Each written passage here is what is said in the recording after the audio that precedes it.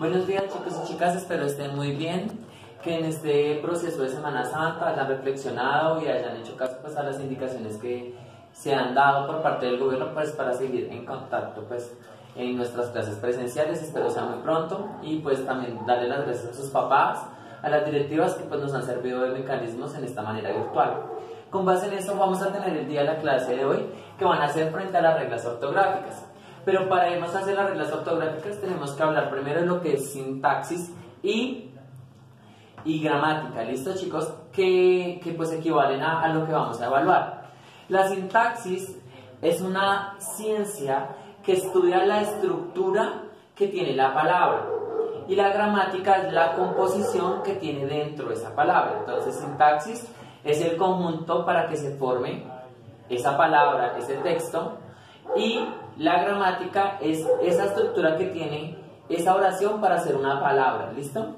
Con base en eso tenemos que iniciar primero con lo siguiente, que hay una vocal que pues todo el mundo la conoce, la identifica, pues las vocales son básicas, que es el primer sonido articulado pues, que generamos y pues por ende las conocemos.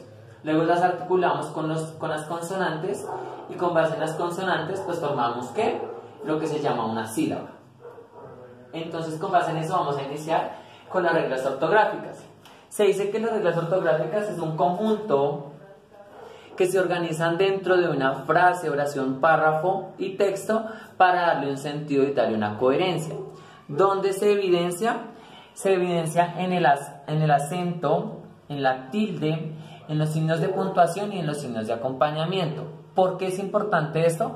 Para que tú puedas generar una buena estructura al momento de crear una oración, una frase o pues lo que anteriormente decíamos. ¿Listo? Esa es la gracia pues para que usted pueda tener claro que es bueno que usted reconozca esto para que pueda escribir claramente.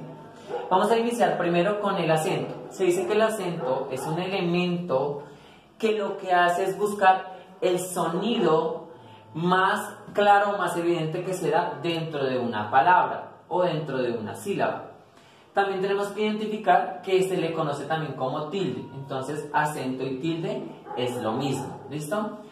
Pero vamos a primero decir que es una sílaba. La sílaba es un sonido articulado que se da entre dos emisiones, que ya sea una sílaba atónica o una sílaba tónica.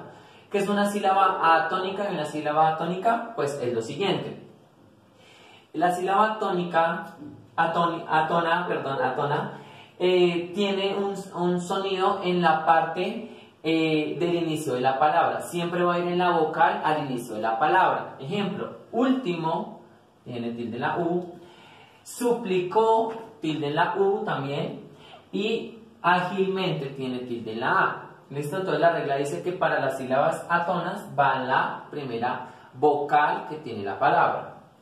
Para la sílaba tónica dice que mantiene una entonación más fuerte en la mitad de la palabra o al final de la palabra en las vocales, ¿no? Entonces como ejemplo tenemos cayó, mamá, suplicó y capitán. Entonces esos son los ejemplos como más básicos para poderlos identificar. Esto quiere decir que las palabras tienen un acento, tienen una tilde y por ende pues tienen que tener una emisión del tono de la voz más fuerte al momento de que pues, las ponemos en discusión. Vamos con la tilde. Dice que la tilde es un signo que se utiliza solamente en las vocales. ¿Por qué en las vocales? Porque son las únicas que generan un acento más claro o más propicio. Y hay un tipo de palabras que son claves para que se pueda identificar el tipo de tilde. Decimos que son las palabras agudas, las palabras esdrújulas o las palabras graves o llanas, perdón. ¿Listo? Entonces vamos a hablar qué es cada una. Decimos que las esdrújulas son las que cumplen la regla en el inicio de la palabra, solamente al inicio de la palabra. Entonces hablamos de épico en la E, núcleo en la U, fórmula en la O, números en la U y séptimo o séptico en la E. ¿Listo? Recordemos la esdrújula solamente en la primera vocal de la palabra. Las palabras llanas o graves van en la mitad de la palabra. Entonces siempre va en la mitad pues la tilde. Entonces hablamos de la palabra león, telefonía, ergonámico, etcétera, etcétera. Y las palabras agudas siempre van a utilizar la tilde en las últimas vocales que tiene la palabra. León, tosió, mamá, apagó. ¿Listo? Es claro y evidente que pues, tenemos que aprender a manejar las tildes y pues la acentuación en las palabras. Cuando tú ya identificas eso, ya puedes empezar a crear oraciones. Cuando ya creamos varias oraciones y pues formulamos bien coherentemente lo que son las reglas ortográficas, tenemos que empezar a acompañarlas con los signos de puntuación y los signos de acompañamiento, que son los siguientes mecanismos. Los signos de puntuación, ¿qué hacen? Lo que hacen es generar pausas cortas, medianas o extensas para que se den pues este tipo de pausas que se dan dentro del texto. Iniciamos con el punto. El punto pues es claro, hay un punto seguido, hay un punto final o hay un punto aparte. Para cada uno de estos se tiene que seguir la regla. Entonces son pausas que derivan de ¿qué? Pues de la continuidad del tema. Pero si el punto es final, pues el punto quiere decir que ya no hay más seguimiento pues del tema. También hay otra que nos faltó por aquí y es la coma. Entonces la coma es una pausa corta que se hace entre dos oraciones dentro del mismo texto. Están los puntos suspensivos, que son los que generan el seguimiento de un diálogo, se utilizan más para un diálogo.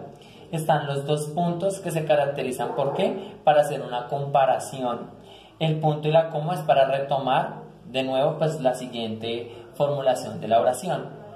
¿Listo? Y los signos de acompañamiento pues son los más básicos.